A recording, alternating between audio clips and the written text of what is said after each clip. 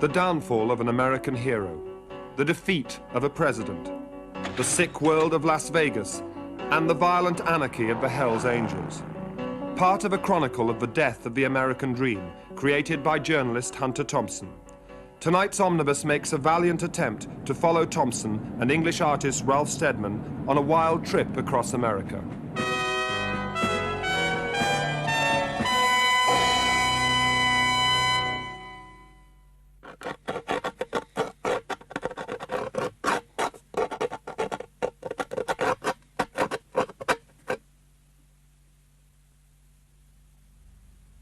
Day 1.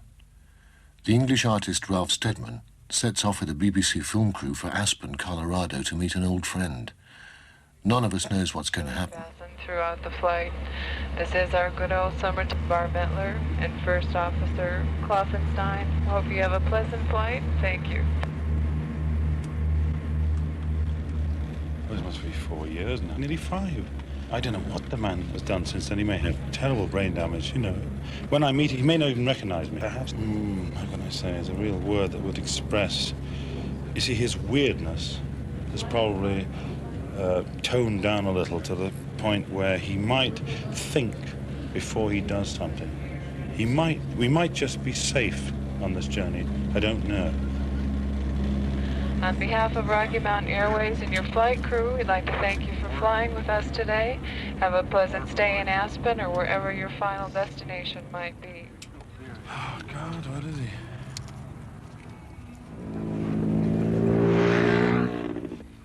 His articles are obsessed with a vision of America gone rotten. The phrase fear and loathing appears in nearly all his titles, an indication of the violence and paranoia that marks his work and has become associated with his personality.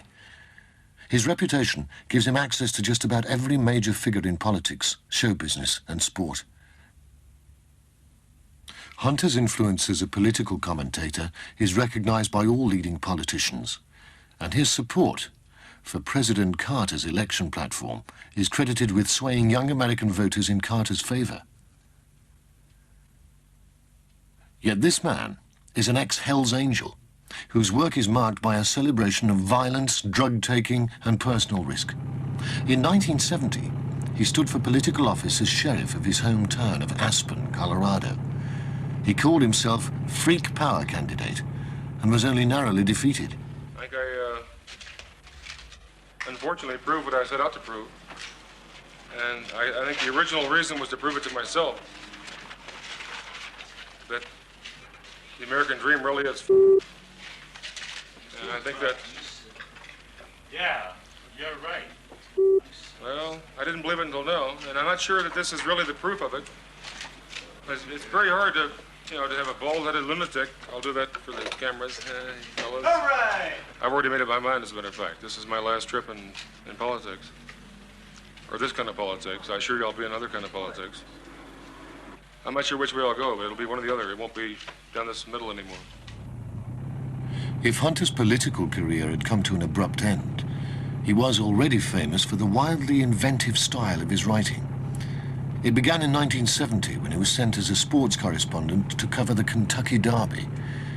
He became much more interested in observing the characters and the events surrounding the race and the process of getting the story than in the story itself. Unlike most of the others in the press box, we didn't give a hoot in hell what was happening on the track. We had come to watch the real beasts perform. I pointed to the huge grassy meadow enclosed by the track.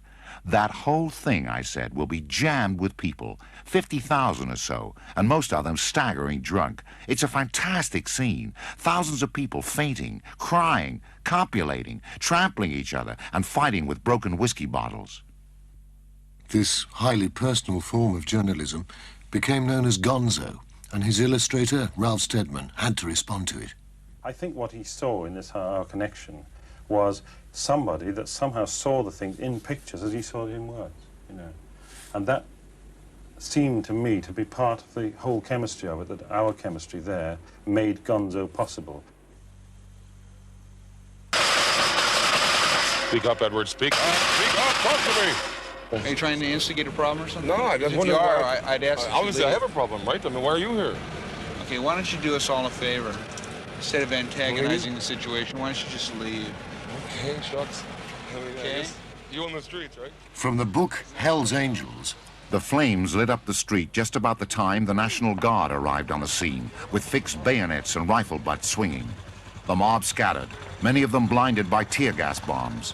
The police were pelted with firecrackers, rocks, and beer cans, but they were wearing helmets, and their 6 weeks of training served them well.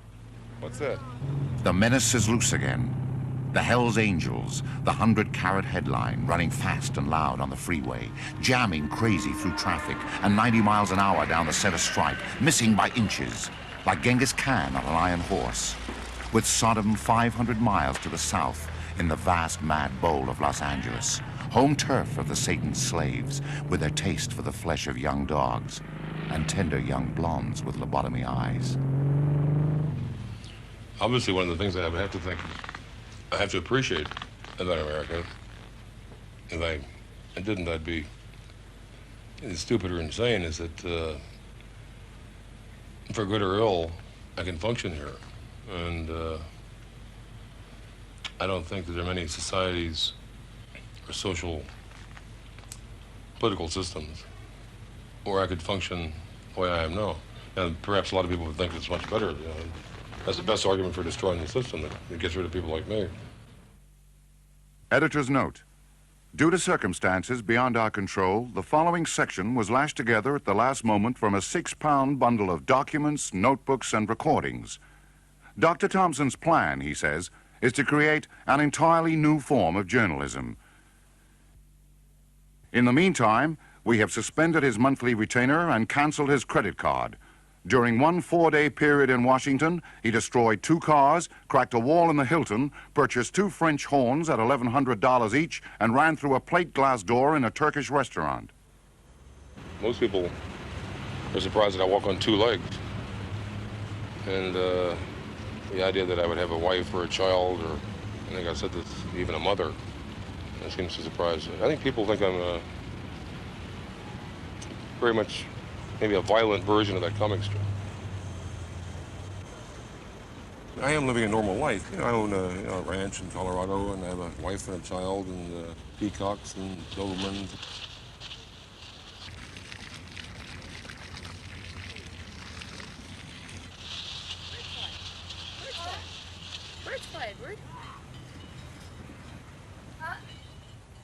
Day 2, Owl Farm, Aspen. No sign of Hunter all morning. When he finally appears, we approach him with caution, and he clearly has his doubts about us. I don't see how you could possibly make a true film. Just because by bringing all this machinery in, you create a situation that's unnatural anyway. It's not you, it's I think, one of the problems with film. I don't understand film that well. That's one of the reasons I want to learn about film. I think the technology is not up to the level where we have to get in order to portray reality. The technology warps reality, the portrayal. Film interests me. I'd like to play with it. Nice. Different, eh? Go ahead. Pocket. Beautiful trigger. Oh! Beautiful. I mean, you should at least know what the hell handguns are all about. Frightening, that. I'm gonna try to get the target too. Let's aim at the dirt over there. Hang on, I know you gotta get going. All right. Oh! That'll kill a bear at 200 yards. I won't believe it. Yeah. Hunter's violent public image is largely the result of a fictional character he himself created. Hunter called him Raoul Duke, a sort of drug-crazed journalist sent to Las Vegas in search of the American dream. The book Fear and Loathing in Las Vegas, A Savage Journey to the Heart of the American Dream, was Hunter's vision of an America gone rotten as seen through the eyes of Raoul Duke. I think it's about time to get into the ether and the cocaine. My attorney was now fumbling with a salt shaker containing the cocaine, opening it, spilling it, then screaming and grabbing at the air as our fine white dust blew up and out across the desert highway.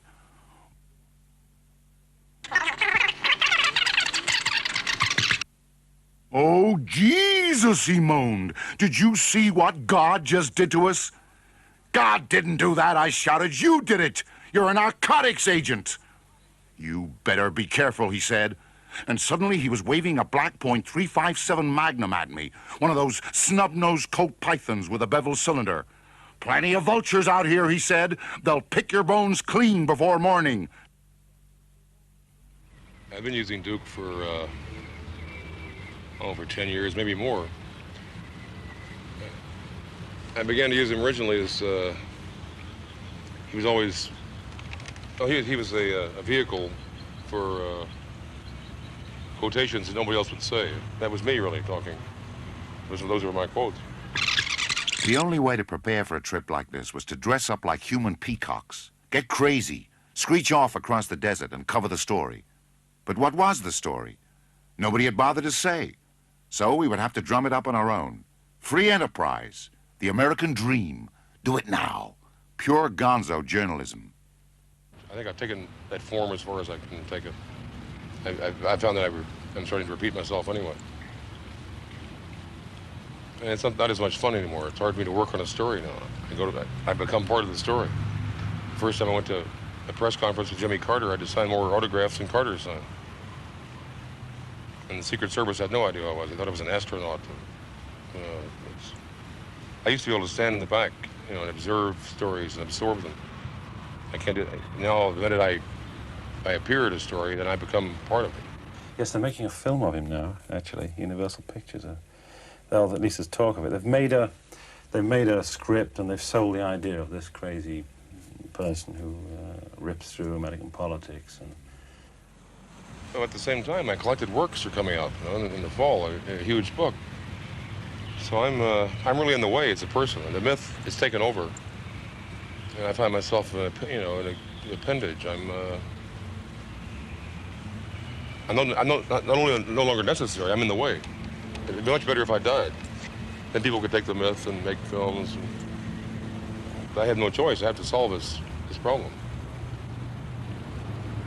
So I suppose that my plans are to figure out some new identity. I have to kill off one life and start another one. Hollywood will be the last resting place of the old Hunter Thompson. Hollywood, the city built on myths and fantasies, the ideal place to bury his old image. He has a date there anyway in 2 days' time to meet the scriptwriter from Universal Pictures, who's going to turn him into a fictional character in a multi-million-dollar epic. The trip could be a chance to exorcise the past, as Hunter and Ralph travel to Hollywood via Las Vegas. In the books, Raoul Duke's adventures are financed with stolen credit cards, or by the simple expedient of skipping without paying the bill. This time, Hunter and Ralph are traveling on BBC expenses. I had a word with Nadia today about the $60 a day limit. We could get more than that. Yes. Like 160. Yeah. But we must go like that. If you can supply a reasonable reason why you should go over $60 a day. I'm not talking about going over. I'm talking about getting $60 a day. BBC are, in fact, the biggest rip-offs. They're marvelous at it. They're exceptionally good because they tell people what the terms are. And it's take it or leave it. So if it's take it or leave it, it has to be a rip-off, doesn't it? We were somewhere around Barstow on the edge of the desert when the drugs began to take hold. I remember saying something like, I feel a bit lightheaded, maybe you should drive. And suddenly, there was a terrible roar all around us, and the sky was full of what looked like huge bats, all swooping, screeching, diving around the car, which was going about 100 miles an hour with the top down to Las Vegas. And a voice was screaming, "Holy Jesus, what are these goddamned animals?" Then it was quiet again. My attorney had taken his shirt off and was pouring beer onto his chest to facilitate the tanning process. "What the hell are you yelling about?" he muttered, staring up at the sun with his eyes closed and covered with wraparound Spanish sunglasses. Never mind," I said. "It's your turn to drive." I hit the brakes and aimed the great red shark toward the shoulder of the... But I'd like to ask you why you use drugs. Different drugs for different things. Right now, I think it's in my interest, in ours, perhaps, maybe in the interest of the greater good, for me to smoke a joint and calm down.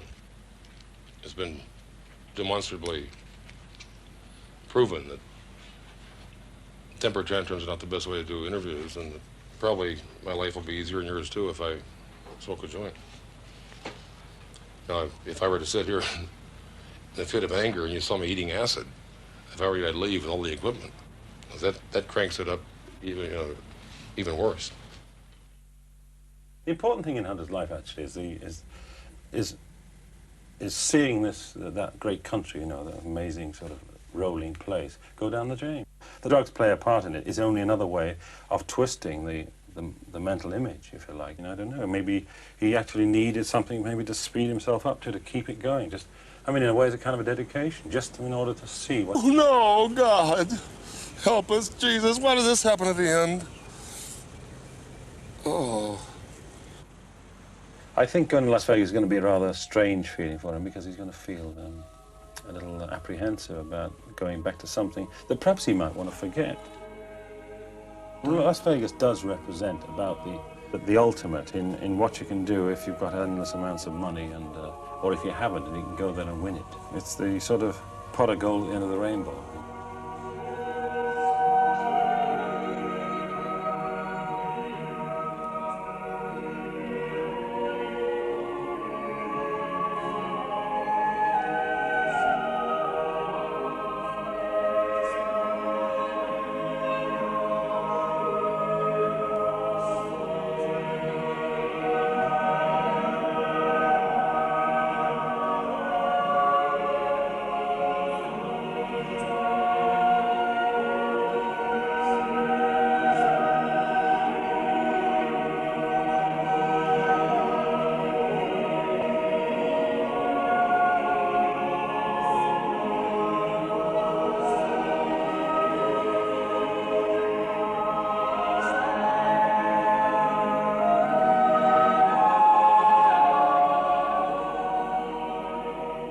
Strange memories on this nervous night in Las Vegas.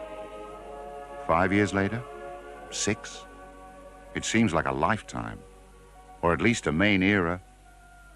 The kind of peak that never comes again. History is hard to know because of all the hired bullshit.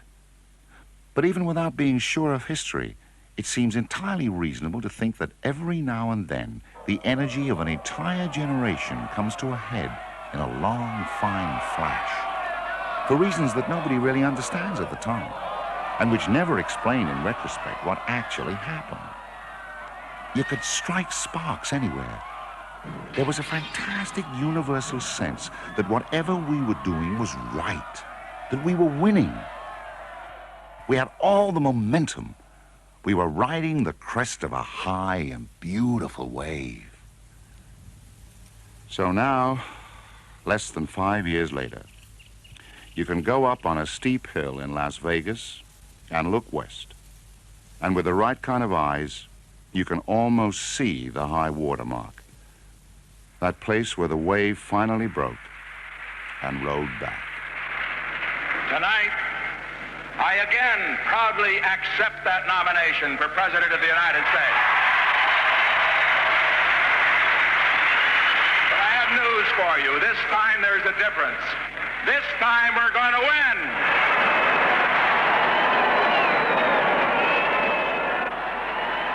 Richard Nixon represents the dark side of the American dream. Richard Nixon stands to me for everything that I would not want to have happen to myself or be around. He stands for everything that I not only have contempt for, but dislike and think should be stomped out. Greed, treachery, stupidity, cupidity, positive power of lying, total contempt for any sort of human constructive political instinct. Everything that's wrong with America, everything that this country has demonstrated as a national trait that the world defines repugnant. The bully instinct, the power grab, the dumbness, the insensitivity. Nixon represents everything that's wrong with this country. Down the line. He can't even walk. He walks around with this kind of, how are you? I'm Richard Nixon. From the article Fear and Loathing at the Watergate, Richard M. Nixon, ace track star for Whittier College, held his first press conference today since gangrene had forced doctors to amputate his leg some 5 weeks ago. Expectedly, the first question to Mr. Nixon was, would the loss of a leg in any way impair him from breaking the 3-minute mile as he has claimed he would 4 years ago? In answer to your question, let me say this. Sure, it's tough. The fact that I have only one leg has made it tough on us all. Believe me, no one knows better than me just how hard it has been. But I was elected to this team to break the world record for the 3-minute mile. And this constant obsession of the press with this missing leg business has prevented me from pushing forward with my program. But you've only got one leg, screams Don Rather of CBS. I know that. But let me say this to you. What's the matter, you? What is the matter with you? Come on. Open the door. Day 3, Las Vegas, 12 o'clock noon. We should have left for Hollywood at 9, but Thompson has locked himself in his hotel room. When he finally lets us in, his face is covered in white makeup. Are you sure you're going to be okay? I don't know. Hey, you look terrible. Hey, sit down, something, and anything, but just please. I'm on the phone. Oh, yeah? Oh. You might, you're actually well enough to do that. Well, that's good. Yes. Can you, Been vomiting blood this morning. What? Home. Oh, yeah. Yeah. You can speak to Ralph for a second here. Yeah. Tell Cindy just exactly what's been happening. Just, well, playing around, but it's obviously not. But I was in no mood or condition to spend another week in Las Vegas. Not now. Yeah, no, another 5. I had pushed my luck about as far as it was going to carry me in this town. Yes, it was definitely time to leave. My margin had shrunk to nothing. Shit, just disappearing. Caught back there.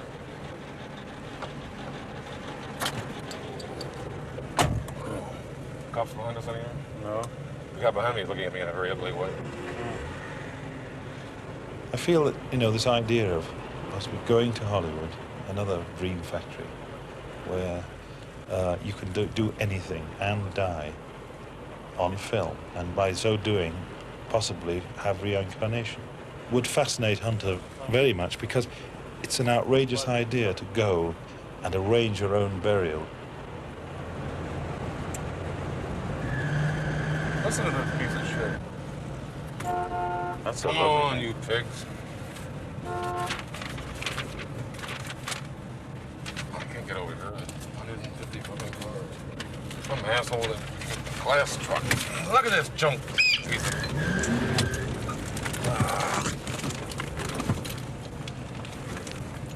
There's no holes over here. Man, this is a big cocksucker. People wonder why I don't buy American cars. God damn.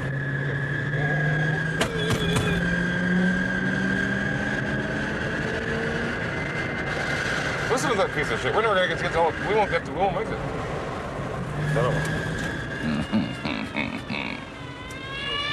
an eye on the cop a little bit and see if he swings right around. Yeah, is that right down there?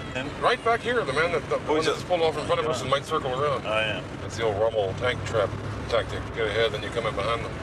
And he knows I've seen him and he's seen me. Because they really play with you out here. Do they? Oh, it's cat and mouse, yeah. They just want a game, I suppose. Yeah, right. Yeah. And he's signaling something.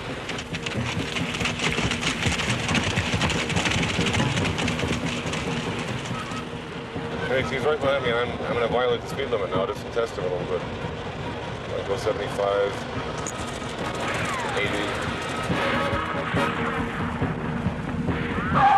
What is the speed limit over there? 70. No, oh my God, it's 55.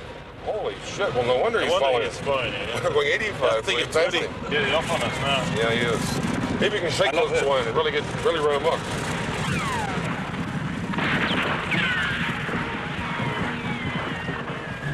Come over, I'm going to kill somebody in front. You're too small. I want to kill something larger than you. Oh, stay back, you swine. Oh, what? He's turning off. He's going back. Oh, is he? Oh, dear. You son of a bitch. You wanted him to come up on us, didn't you bastard? Boy, it's sure good to be in Hollywood, Ralph. It's a long time since he's been here where we really belong.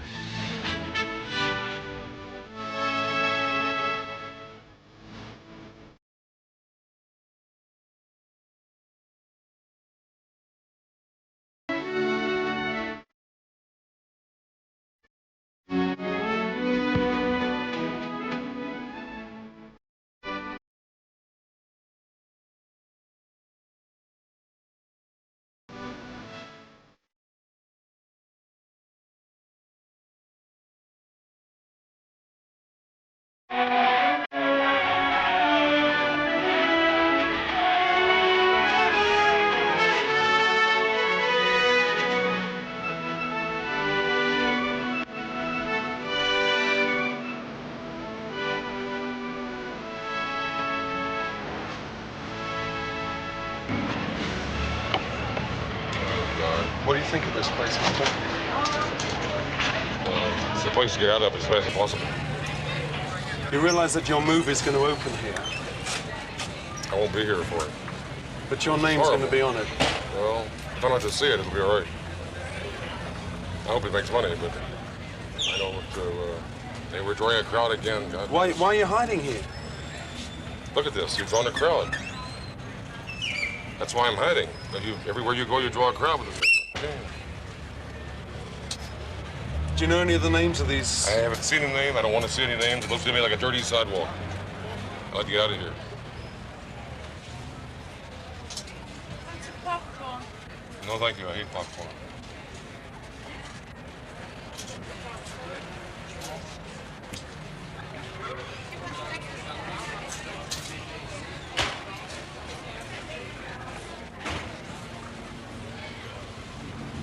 You just said to figure out what you're going to do. I refuse to go out there in this thing until you know what you're doing.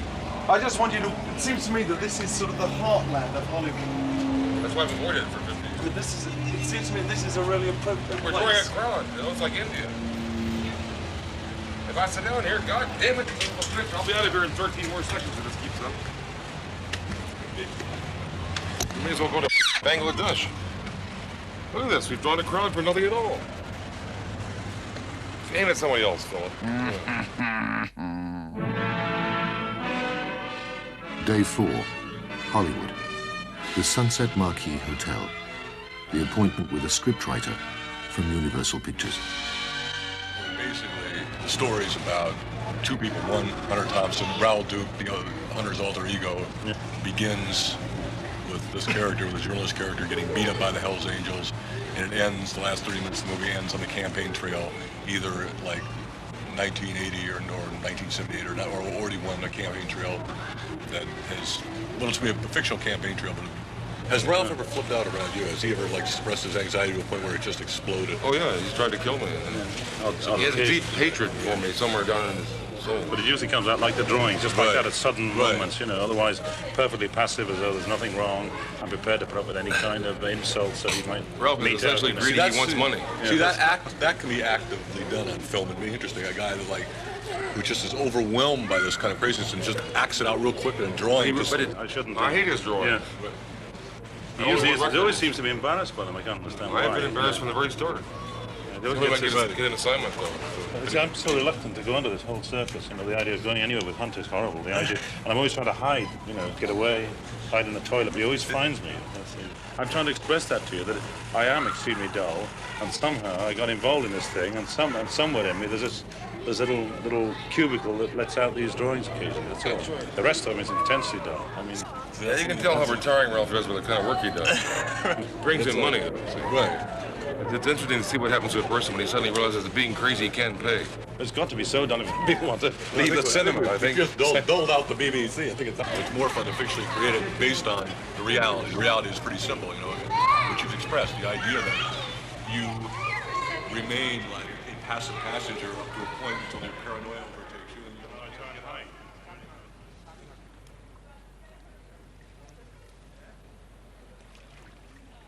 Now, when individuals read the entire transcript of the 21st meeting or hear the entire tape where we discussed all these options, they may reach different interpretations. But I know what I meant, and I know also what I did. I had no advance knowledge that the president was going to indicate that I had investigated the matter and found no complicity on the part of anyone at the White House. From Fear and Loathing at the Watergate. Dean radiates a certain very narrow kind of authority. Nothing personal, but the kind of nasal, blank-hearted authority you feel in the presence of the taxman or a very polite FBI agent. Dean is clearly a shrewd executive. He will have no trouble getting a good job when he gets out of prison. Who can this be? Maybe it's Charles Manson, or maybe someone like John Dean, or you never know who comes to see you in the Sunset Marquee. Oh, John Dean, Thompson. How are you? I'll be damned. I knew you were coming somehow. I had a feeling you'd be here. We're just we're right here. We're performing. I'll have to cut this out. See, here's a wise man now. He brought his own tape recorder. I remember sitting on my porch. Was it summer of '74 when you were testifying? Was that it? That was the summer of '73, June of '73. Yeah, '74, when the time of the Great Confusion. Right.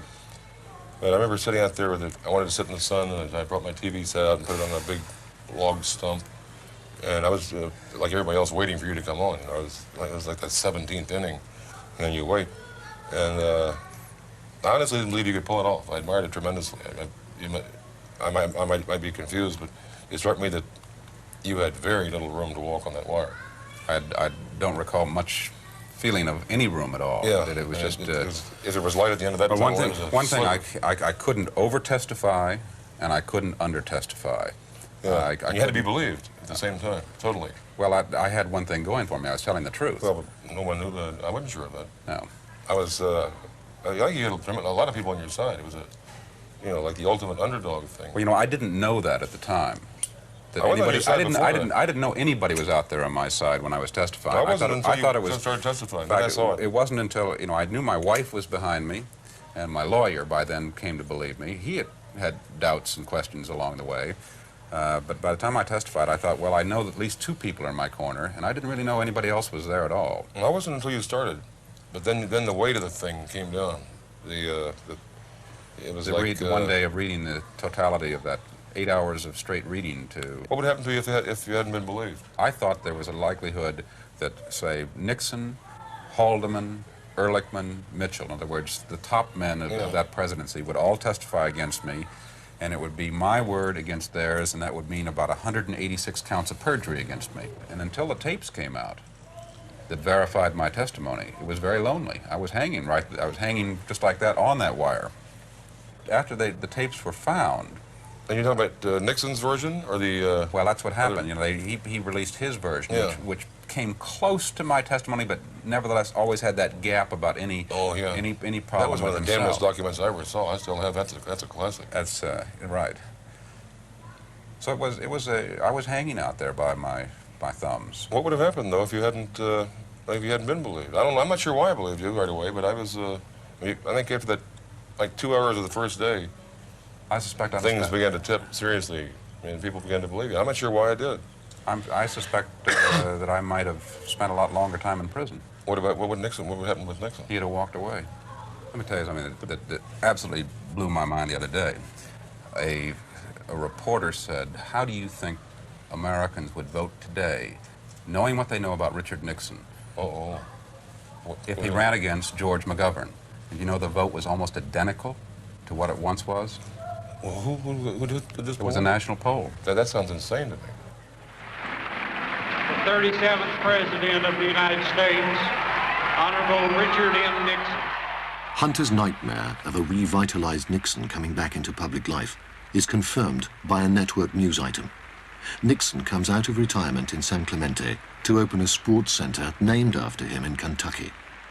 The standing ovation he receives from an uncritical public confirms Hunter's worst fears that the lessons of Watergate have already been forgotten. Acting in the spirit of Gonzo, he decides to launch the Re-elect Nixon in 1980 campaign with the idea of provoking some kind of public reaction. He calls in two friends, both actors, to help stage the inaugural rally. This man got a raw deal. This guy got a raw deal. Tonight we're going to ask him to pardon us. Ask Nixon to pardon us. Ask Nixon to pardon us. Ask Nixon to pardon us. Ask Nixon to pardon us. Ask Nixon to pardon us. Now more than ever. The meeting in Beverly Hills isn't a runaway success. There's a total attendance of 3. Different years. 4 other years. You don't forgive Richard Nixon? When I came here, I'll be honest, I didn't forgive him. And why have you changed your mind? Your speech, the excitement tonight, everything surrounding my mind is being changed tonight. I think we're having an impact. Come on, we're having some impact here. But do you feel one guy shooting it in the right direction against something as big as Nixon, as big as the state, can actually achieve it? I think so. I think so, but I have to think so. You know, that's... If I didn't think so, I'd be dumb. You know, it would be... I'd have to look at myself in the mirror and think, wait a minute. If it's, if this is all totally useless, then why are you doing it? I could get rich. There are a lot of things I could do. I was a good criminal at one point, and probably still am in some ways. But no, I have to think that a person can do something good, but I'm not sure how you'd... Maybe I might be just doing myself good in some way, I don't know. The third president, Thomas Jefferson, had a vision of America. He believed that this whole new country, this giant unformed continent, offered the chance to start again. The premise was very simple, that human beings acting in a sense of enlightened self-interest are smart enough to do the right thing and know the truth. America could have been a fantastic monument to all the best instincts of the human race. Instead, we just moved in here and destroyed the place from coast to coast like killer snails. Everybody wants power over a country that has had its day. I think we're finished.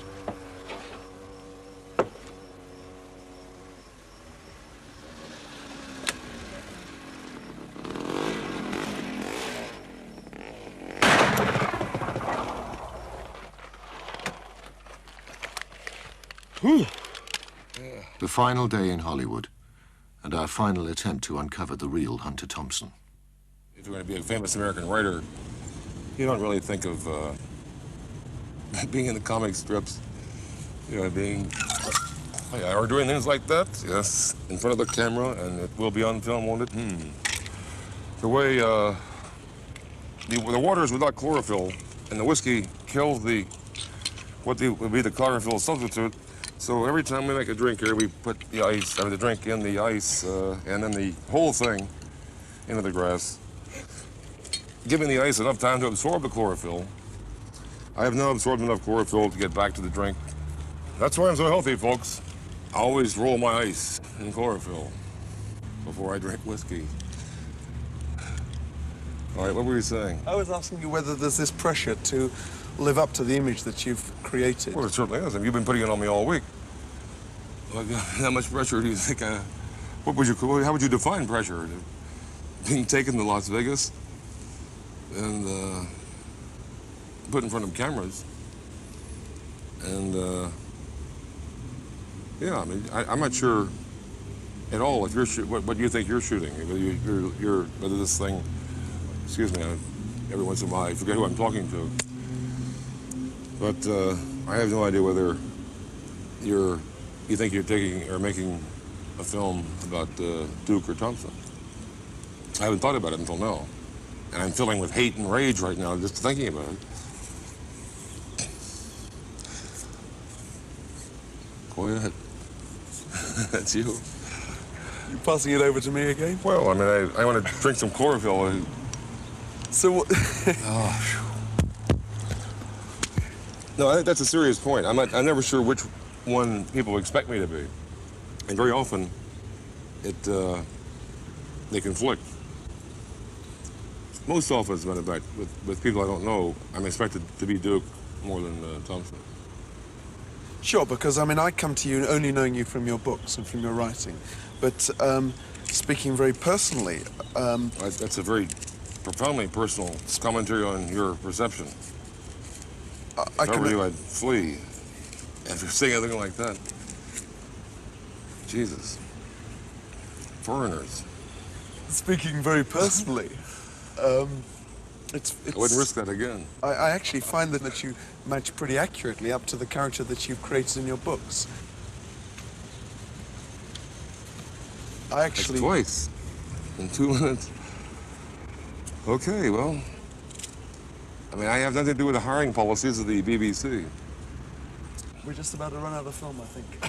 You're out again? God damn it. I've never seen such lame equipment.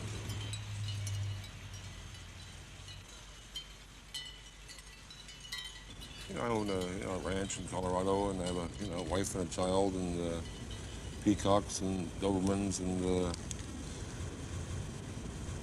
it seems I am living a normal life. Meanwhile, this right alongside me, this myth is growing and mushrooming and getting more and more warped, and like when I go out to when I get invited to speak at, say, universities, I'm not sure if they're inviting Duke or Thompson. So I'm not sure who to be. I'm not sure who to be. I suppose that my plans are to figure out some new identity. You know, I have to kill off one life and start another one.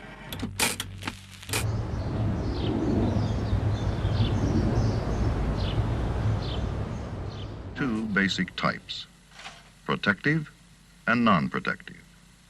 Protective caskets are designed to be completely resistant to the entrance of air and water.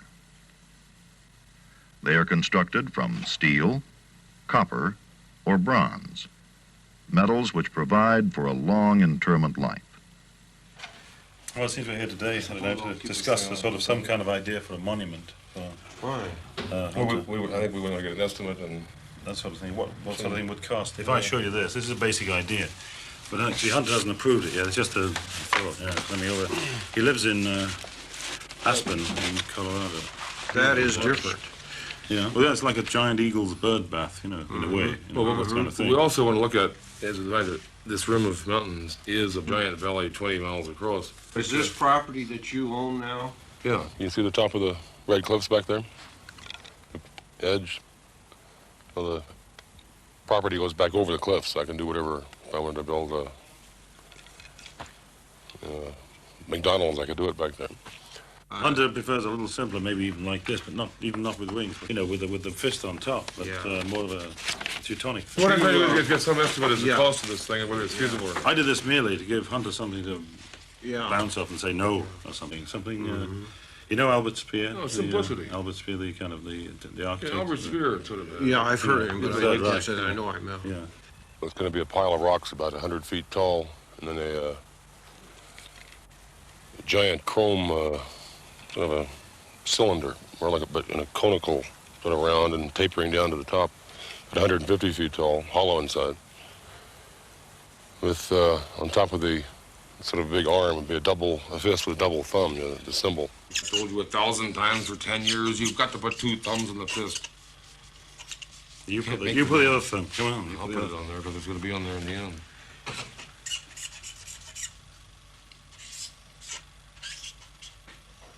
A twisted thumb. Well, I mean, it's better than no thumb, which is what you had. I can't count on my friends, you see. No, that's the problem. All my life I've made irresponsible. Is this something that you would want to do in the near future? It's written, well, I'm not sure. I mean, you're talking about something that maybe you want to do after you die, is what you're saying. Oh, yes, it's in the will. It's all described. It's going to be a little hard to do, particularly with me gone. But I think it'd be a nice monument.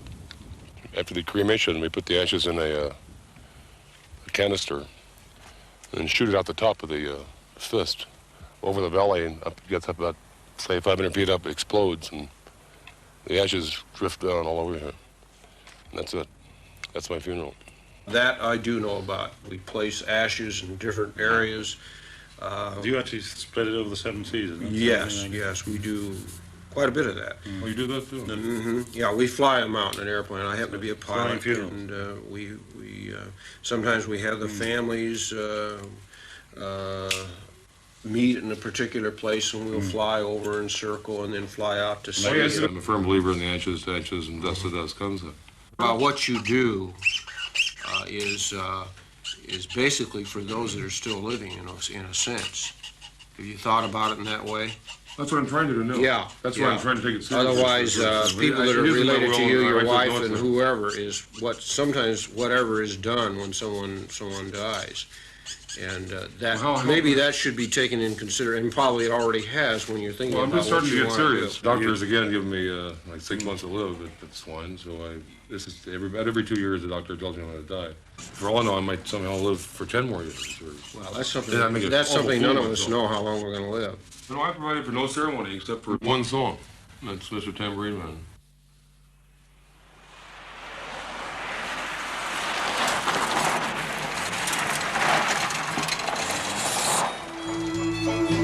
In the jingle jangle morning, I'll come following you.